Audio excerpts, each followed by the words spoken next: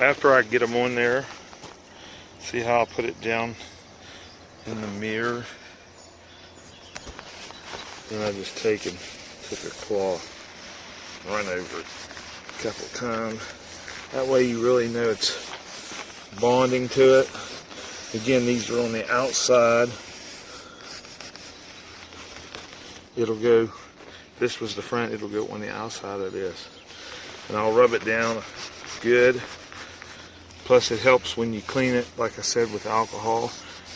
The black. Easy to do. So for everyone who is trying to buy these for the Element, they don't allow for the window to open. I guess it just depends on what they send you. Because as you can see, no matter where you put it, it's not tapered. This whole thing is not tapered to fit an Element, like at all. So I guess it just depends. But it's definitely not tapered for the window to open at all.